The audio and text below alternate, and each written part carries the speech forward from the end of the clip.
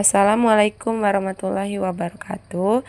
Perkenalkan, nama saya Untari Wulandari, mahasiswa RPL Lokus Palembang dengan nomor NIM P07124225323 akan mempresentasikan proposal saya yang berjudul Pengaruh Pendampingan Mobilisasi Dini Terhadap Intensitas Nyeri pada Pasien Post-Seksio Sesaria di Ruang Rawat Inap Kenanga RSUP Dr. Rifai Abdullah Banyuasin. Bab 1. Latar belakang. Seksio sesaria yaitu suatu upaya persalinan dengan prosedur operasi melalui teknik membuat insisi di dinding abdomen dan uterus guna mengeluarkan bayi dengan berat janin lebih dari 1000 gram atau umur kehamilan lebih dari 28 minggu. Persalinan dengan operasi seksio sesaria memiliki tingkat resiko komplikasi 5 kali lebih besar dibandingkan dengan persalinan normal. Komplikasi yang bisa timbul pada seksio sesaria adalah perdarahan yang disebabkan oleh atonia uteri, pelebaran insisi uterus, kesulitan mengeluarkan plasenta. Komplikasi lain infeksi nifas, trombofibritis, dan cedera. Pasien pasca operasi sesaria biasanya merasakan berbagai ketidaknyamanan seperti rasa nyeri dan insisi abdominal dari efek samping anestesi. Nyeri merupakan pengalaman sensori dan akibat emosional yang tidak menyenangkan dari kerusakan jaringan yang aktual atau potensial. Sekitar 60% pasien menderita nyeri yang hebat, 25% nyeri sedang, dan 15% nyeri ringan. Nyeri itu sendiri juga mengakibatkan keterbatasan gerak pada sebagian besar pasca pembedahan. Penelasan untuk mengurangi intensitas nyeri dapat dilakukan secara farmakologis atau menggunakan obat-obatan dan dapat pula dengan terapi non-farmakologis. Terapi non-farmakologis yang dilakukan salah satunya adalah mobilisasi dini. Adapun dampak jika tidak melakukan mobilisasi dini yaitu dampak mikro dapat berupa mata berkunang-kunang dan sirkulasi darah yang buruk sehingga mengakibatkan dekubitus, infeksi saluran pernapasan atau pada luka operasi, kelemahan otot dan kehilangan pergerakan sendi, kekakuan dan nyeri pada sendi dan konstipasi. Sedangkan dampak makro dapat berupa subinvolusi, resiko perdarahan abnormal lebih tinggi serta lambatnya proses penyembuhan luka dan masa nifas berlangsung lebih lama. Salah satu penyebab rendahnya mobilisasi dini ibu bersalin adalah masih kurangnya pengetahuan masyarakat di bidang kesehatan. Faktor lain menyebabkan rendahnya mobilisasi dini adalah jenis persalinan khususnya pada ibu post-SC, takut jahitan lepas bila bergerak, persepsi nyeri tiap pasien berbeda, kurangnya motivasi untuk melakukan mobilisasi dini, emosi, serta dukungan suami, keluarga, dan kebudayaan yang melarang ibu bergerak yang mengharuskan kaki tetap lurus. Kurangnya perilaku mobilisasi dini post-SC dapat dilakukan upaya oleh seorang tenaga kesehatan yaitu dengan memberikan konseling dan informasi tentang manfaat mobilisasi dini serta pendampingan tindakan mobilisasi dini pada ibu post-SC. B.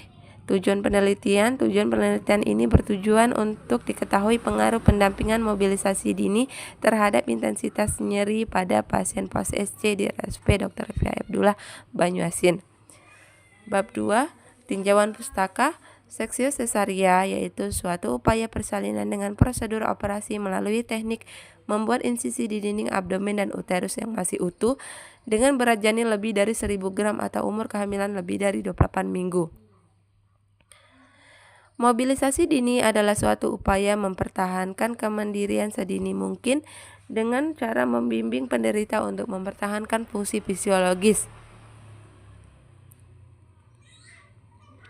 Tujuan mobilisasi dini: A. Mempertahankan fungsi tubuh, B. Memperlancar peredaran darah sehingga mempercepat penyembuhan luka, C. Membantu pernapasan menjadi lebih baik, D. Mempertahankan tonus otot, E. Memperlancar eliminasi alfi dan urin, mengembalikan aktivitas tertentu sehingga pasien dapat kembali normal dan atau dapat memenuhi kebutuhan gerak harian. G. Memberi kesempatan perawat. Manfaat mobilisasi dini. Mobilisasi sangat berguna bagi ibu post-SC antara lain, ibu akan merasa lebih sehat dan kuat untuk mencegah terjadinya trombosis dan tromboemboli, Proses penyembuhan luka akan lebih cepat. Dengan bergerak, otot-otot perut dan panggul akan kembali normal, sehingga otot perutnya menjadi kuat kembali dan dapat mengurangi rasa sakit. Dengan demikian, ibu merasa sehat dan membantu memperoleh kekuatan mempercepat kesembuhan. Faal usus dan kandung kencing lebih baik. Dengan bergerak akan merangsang peristaltik usus kembali normal. Aktivitas ini juga mempercepat organ-organ tubuh seperti semula. Risiko bila tidak melakukan mobilisasi dini: peningkatan suhu tubuh karena adanya involusi uterus yang tidak baik sehingga sisa darah tidak dapat dikeluarkan dan menyebabkan infeksi, dan salah satu dari tanda infeksi adalah peningkatan suhu tubuh. Perdarahan yang abnormal: dengan mobilisasi dini, kontraksi uterus akan baik sehingga pundus uteri keras. Maka risiko perdarahan yang abnormal dapat dihindarkan karena kontraksi yang membentuk penyempitan pembuluh darah yang terbuka. Involusi uterus yang tidak baik tidak dilakukan mobilisasi secara dini akan menghambat pengeluaran darah dan sisa plasenta, menambah lama perawatan di rumah sakit.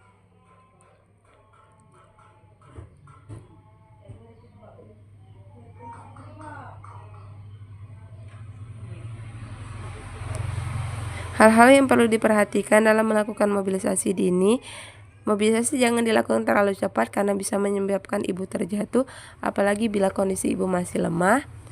Pastikan ibu melakukan gerakan mobilisasi dini secara bertahap, jangan terburu-buru. Jangan melakukan mobilisasi secara berlebihan karena akan meningkatkan kerja jantung.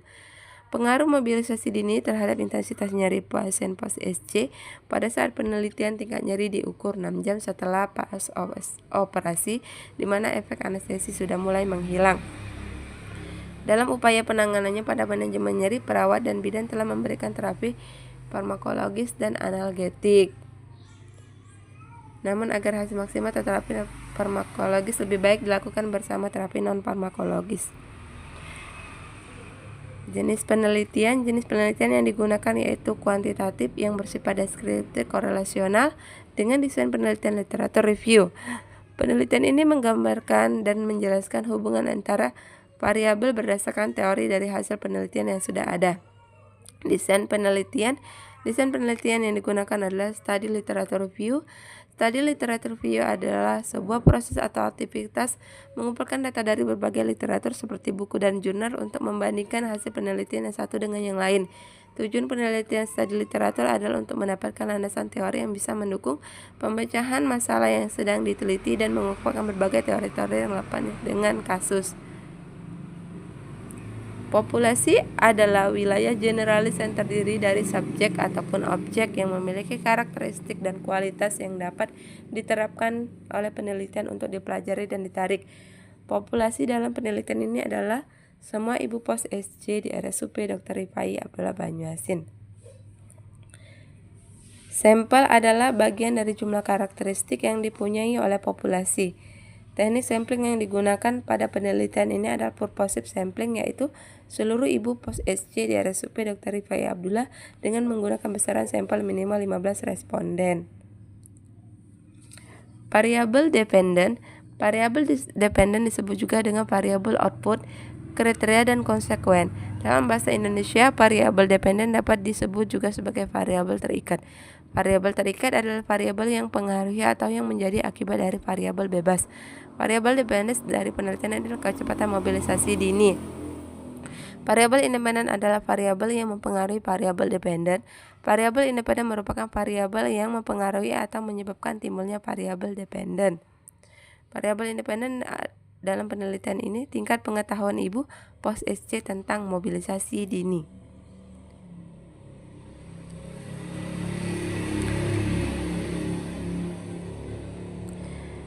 Analisis data univariat bertujuan untuk mendeskripsikan karakteristik setiap variabel. Data penelitian ini analisis digunakan menggunakan program SPSS melalui komputer. Analisis data bivariat dilakukan untuk membuktikan hipotesis dengan menentukan hubungan dan besarnya hubungan antara variabel dependen dan variabel independen. Uji statistik yang digunakan adalah chi-square set dengan menggunakan program SPSS. Lembar persetujuan. Informed consent adalah bentuk persetujuan antara peneliti dengan responden dengan memberikan lembar persetujuan.